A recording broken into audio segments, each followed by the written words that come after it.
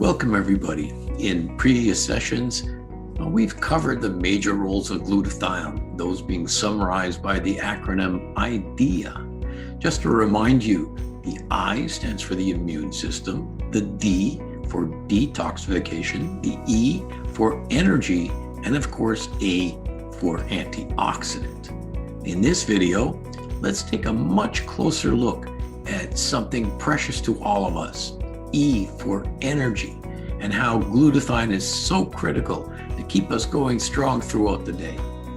If you want to get more into the topic, feel free to read the chapter on glutathione and energy in my latest book.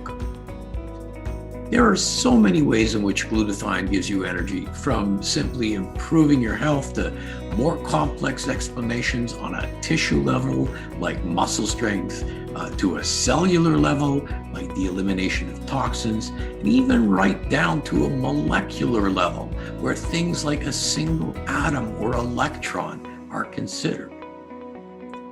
Now, who hasn't felt tired for no reason, or didn't wish to have more energy to get through the day or even the next hour?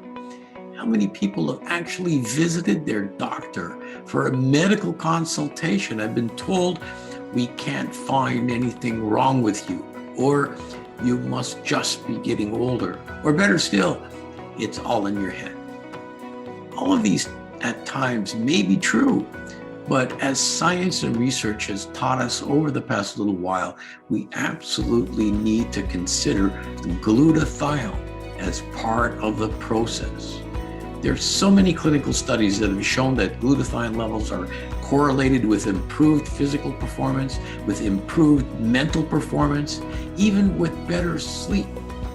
But we're going to go much deeper into the actual mechanisms today by which our body, our very cells, derive their energy. So a little biology lesson would be appropriate here. A body is made up of specialized parts like skin, bones, lungs, liver. Each of these components are constructed of unique tissue, and each of these tissues are made up of specialized cells. So a cell is a basic building block of your body. But this begs the question, what makes up a cell?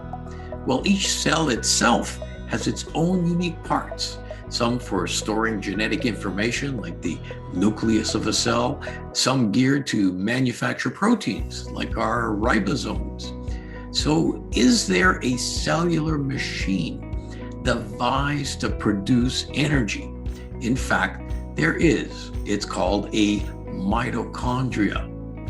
Of course, although our mitochondria play a number of different roles, think of these mitochondria like little batteries which are needed to provide power to the cell in which it lives. Cells that sit around not doing much, like a fat cell, have very few mitochondria. Liver cells, which are actively metabolizing biochemicals 24/7, can have thousands of mitochondria because they require more energy. Without getting into a complicated discussion of biochemistry, let's look at a few basic truths about energy production.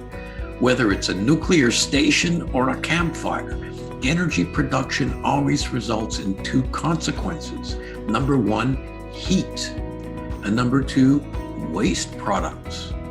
Consider a gasoline engine.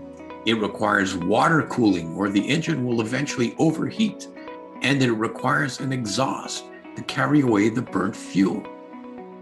Our mitochondria are not dramatically different.